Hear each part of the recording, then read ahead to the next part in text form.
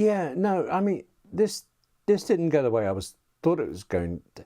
Hello, I'm William Gallagher, and this is 58 Keys, which, as ever, as always, is for writers like you and me who use and write on Macs and iPhones and iPads.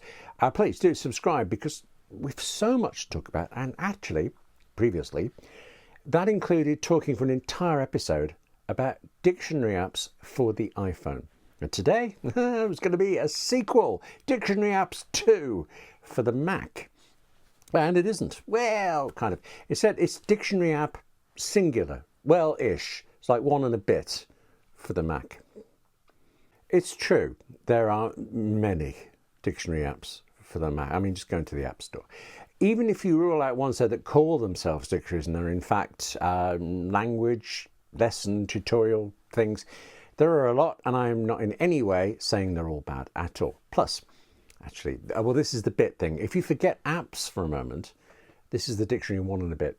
There is an online dictionary to die for. Well, wouldn't die. I'd give a limb for the Oxford English Dictionary at oed.com. It's special. I mean, yeah, definitions of everything you think of, but more than that, a history, an etymology of the use of the word through the years with dates. I used to have a copy of this on CD-ROM, and in fact, still do. I was given it around 1990, and it stopped working at about half past July 1990. So obviously I mentioned OED on the 58 Keys about iPhone dictionary apps, but something's come up that I didn't know. The OED is a subscription service, and the cost varies little. It's about £100 or $100 a year, except I went to check that for us, for talking right now, and today the OED chose to promote the fact that very many educational institutions subscribe to it, which I knew, and so did very many libraries, which I didn't. And it turns out my local library network subscribes. In fact, Frank, I'm surprised you and I are still talking. I should be off. I should have my head in this Oxford English Dictionary like we always used to when reading actual printed dictionaries. And actually, I'll be doing that about 1 minute after we've stopped talking. Might get tea first. No chance of any work being done today. But let's say your local library does not subscribe to the OED, as the majority don't.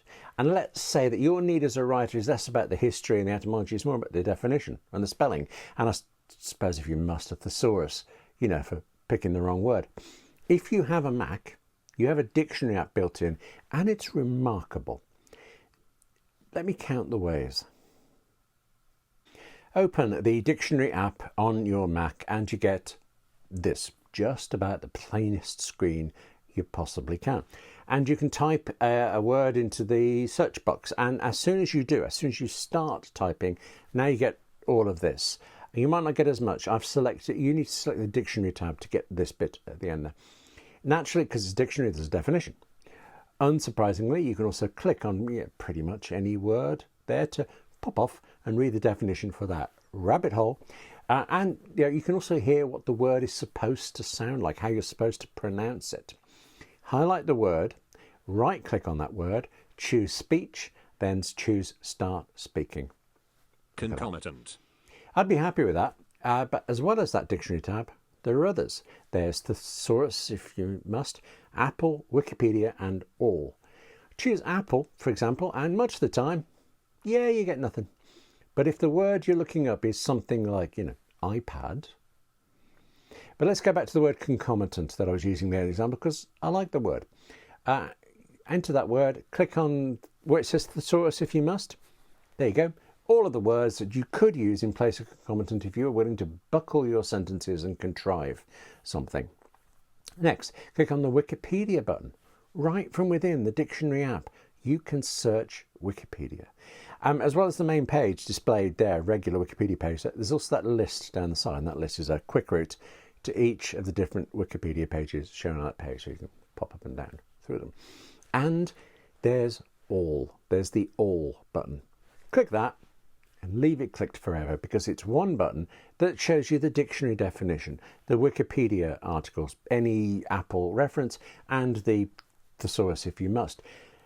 Only all does not actually mean all, because you can add to it. Go to the dictionary menu, choose preferences, and you get a long, well, it's not one long list, it's two long lists. One is of dictionaries, one is of languages. Tick, select, choose any. Notice, just for example, terminology is in my list. That's a dictionary app that I have installed on my Mac. If I now tick it and close preferences windows, there you go. You can see terminology in the row of buttons. I can go straight to it and look up a definition in that app within dictionary. Or again, click on all to see it and everything else dictionary can offer me. Plus, by the way, if you go back into that same preferences window, you can not only tick or untick the incredible number of dictionaries there, but you can also rearrange their order to suit you. This is just for us. This is just writers who wallow in words. You know what we're like. Click on the dictionary button, then choose the Go menu. Now, not every dictionary is going to have this, but some are going to have highlighted their option there called front back matter. Click on that and look what you can get. All of those, you know, those introductions and explanation chapters that you used to find at the start of a printed book, they're right here. I'd say that's a reason to open the dictionary app and never close it again. But okay, let's be pragmatic. Most of the time, you're not reading the dictionary for fun, unfortunately. You are actually trying to look something up. You don't have to open the dictionary app to do that. Whatever you're reading on your Mac, I mean, whether it's a web page in a browser, if it's an ebook, if it's a sentence you are doing and you haven't finished writing yet, you can look up a word in it in the Mac's dictionary app right there in place. Highlight the word, right click, choose look up. You get a pop-up window that tells you the definition, and that definition, guess where it comes from? It's from the dictionary app. Or actually, rather than right-clicking, in fact, rather than using the mouse, the trackpad at all, try this. Highlight the word by moving to it with the cursor keys, the arrow keys, that is. Then hold down Option Shift, then press the right or the left arrow to highlight the word, and then press Command Control D to get that same pop-up. Just one more thing about it's actually, I mean, it's quite hard to look up a word in a dictionary if you don't know how to spell it. What I was taught back at BBC News was to Google the word instead. Go to Google, have a bash at typing what you think the word might be spelt like, then hit return. Google will come up with, did you mean? And that's usually the right thing for you. Thank you very much, Google.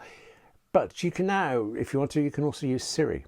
On your Mac, call up Siri and ask it. You can do that, by the way, by clicking in the dock or in the menu bar, or, this was new to me actually, I didn't realise this, press and hold both the command and space bar, command key and space bar. Hold them down until Siri appears. Now, for me, command space, well, usually command space opens Spotlight. I've changed it to Alfred. You may have changed something else, but keeping the two pressed down together gets you Siri regardless of what you've set command space to be, and I think it's also the fastest way to bring it up. Though oddly, hardly ever use Siri on the Mac. I mean, oddly, because I use it a lot on everything else, but not on the Mac. Still, call up Siri on the Mac and say something like, how do you spell concomitant? Siri is probably going to get the word right in its transcription that you can see of your question, but it's also then going to bring up the dictionary definition and quite slowly spell out the word for you. Concomitant. C-O-N-C. So, definitions, pronunciations, and thesaurus if you must, right there on your Mac. I've been using Mac since the late 1980s. Actually, maybe that's why I missed how powerful the dictionary app was. It wasn't introduced until 2005, and I've known about it for years, the dictionary. I've used the lookup feature. More recently, I've been using that Command Control D keystroke every now and again, but it was only actually in checking it out to talk to you, checking out thoroughly to find out what else it could do, because I found out how much else it can do. Dictionary on the Mac. I tell you, Apple makes these machines for writers. That's it for this edition of 58 Keys. Thank you for watching. Now, take care of yourself. Get back to writing that idea you keep putting off. And I'll see you soon.